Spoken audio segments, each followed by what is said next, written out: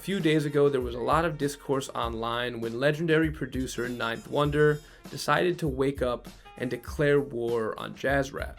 He said, "A Tribe Called Quest was not jazz rap. We did not call it that. What is jazz rap? Please stop doing this." And you know what? He's right. A Tribe Called Quest is not jazz rap. And calling them that is a disservice to the wide range of hip-hop that they were making in their prime. A lot of people point to the song Jazz We've Got as proof that they were indeed jazz rap. But one of my favorite rebuttals to this was Ninth Wonder when he said, "They've also got a song called Ham and Eggs, so I guess they're breakfast rap too.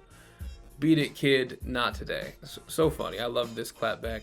But even though I agree that calling A Tribe Called Quest jazz rap is a bit reductive, I do not agree with the notion that the term jazz rap is just a lazy classification used by someone who doesn't understand sampling.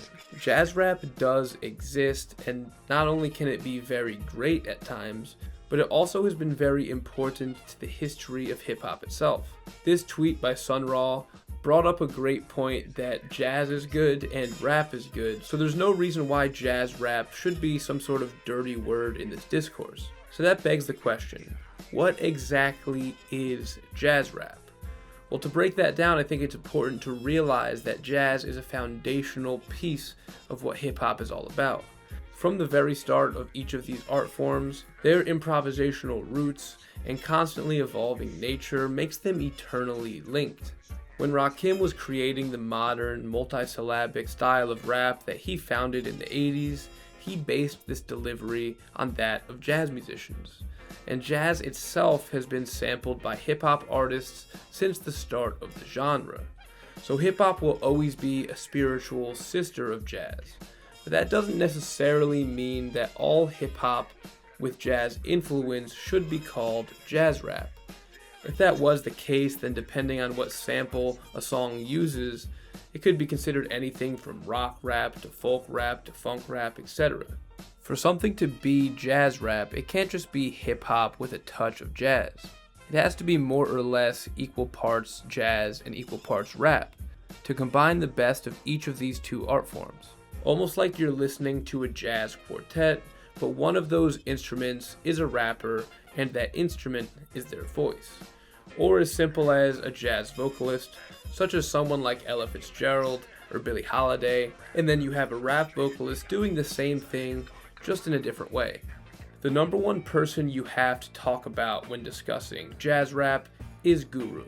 His Jazzmatazz series is probably the best example of what jazz rap is and popularized this upfront blending of the two genres.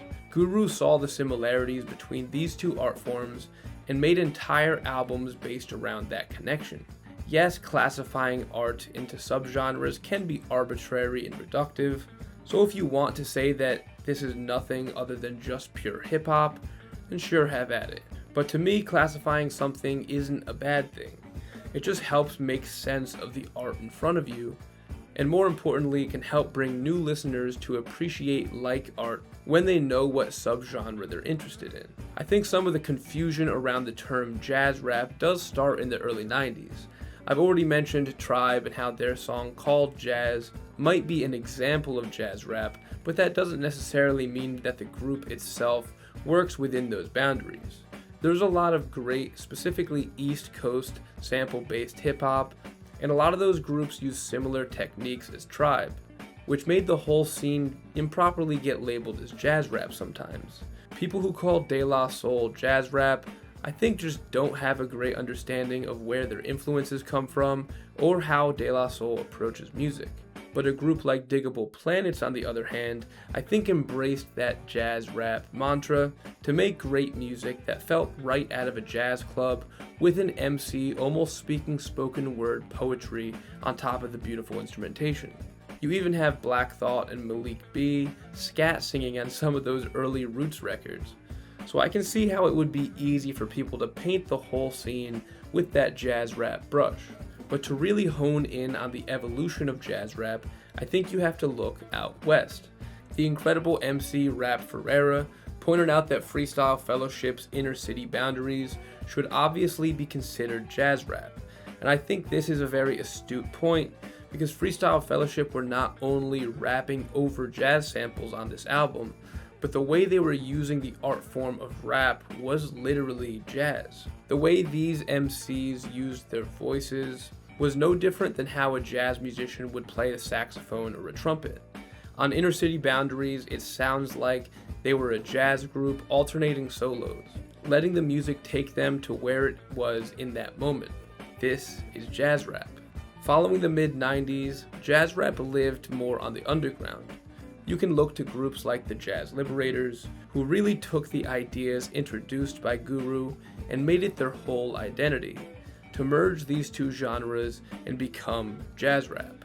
Robert Glasper is a jazz musician and one of the most respected piano players around, and he collabs often with hip-hop artists.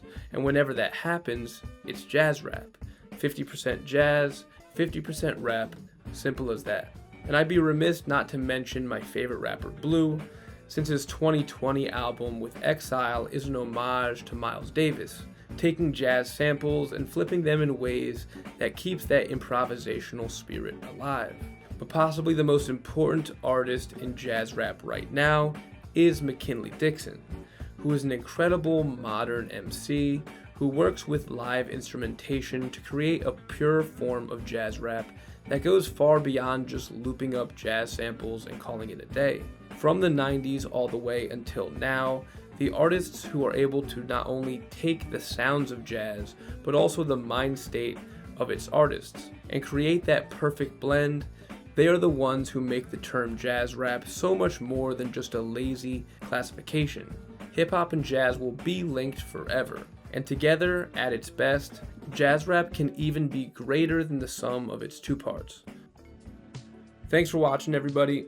I've always loved a lot of jazz rap, but I've always also felt like a lot of the times people put artists under the jazz rap umbrella. I've been a little confused at how people end up there. It almost seems like anybody who's making chill, conscious rap just sort of gets the jazz rap moniker. So I wanted to make this video giving my 2 cents on the matter. Let me know down in the comments, what is your favorite jazz rap song? Unless you're like Ninth Wonder and kind of think jazz rap doesn't exist, then I guess just put a thumbs up in the comments. That'll do the trick. As always, thank you so much to my patrons, and I got a lot more headed your way, so stay tuned, stay safe, and stay def. Thanks for watching.